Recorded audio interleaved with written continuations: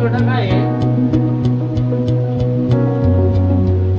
पाचवा घटक आहे तो आहे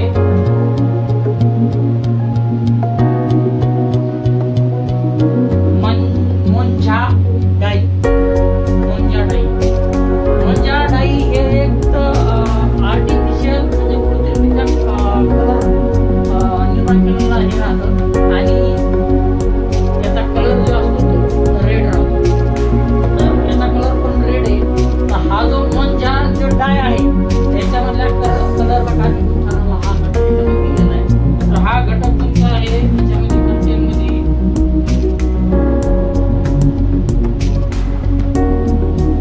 3.40%.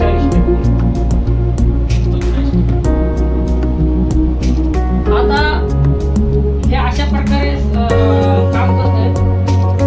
आता याच्यामध्ये तुमचं थायमोथॅक्सम जे आहे बीज प्रक्रिया करता वेळेस एक काळजी घ्यायची आहे तुम्हाला की जर समजा उदाहरणार्थ तुम्ही जर समजा 100 ml औषधी घेतली असेल, ती औषधी घेतली असेल तर तुमचं याच्या दुप्पट म्हणजे किती 200 ml पाणी घ्यायचं.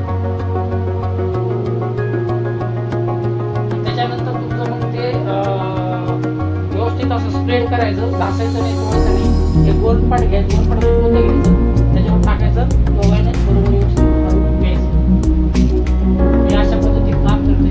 आता याचा पर ml डोस जे आहे बीज प्रक्रियासाठी तर हा तुमचा आहे 8 ते 10 ml पर किलो बियाणे. ते बियाणं तुमचं सोयाबीनमध्ये सोयाबीन आहे, हरभरा आहे. हे अशा प्रकारे डोस आहे. आता हा झाला डोस. परंतु आता याचं मूळ जे कार्य सांगायचं राहिलं मी सुरुवातीला सांगितलं की ज्यावेळेस आपण बीज प्रक्रिया करत असतो, बीज प्रक्रिया केल्याच्या नंतर हे आपल्याला संरक्षण देतं 7 ते 14 दिवसाचं म्हणजे 2 आठवड्याचं संरक्षण देतं. आणि 2 आठवड्यामध्ये कोणत्याही फील्ड क्रॉपचं जर्मिनेशन व्यवस्थित होऊन जातं. काय राहतं माहिती आहे का, ज्यावेळेस आपली जमीन वगैरे पेरणी वगैरे झालं, जमिनीमध्ये आहे ना जे सकिंग पेस्ट राहतात, सकिंग पेस्ट रसशोषक किडी ज्या राहतात, तुमच्या उदाहरणात पांढरी माशी आहे, मावा आहे, तुडतुडी आहे, तर याचे ना या जमिनीमध्ये अंडे वगैरे घातलेले राहतात.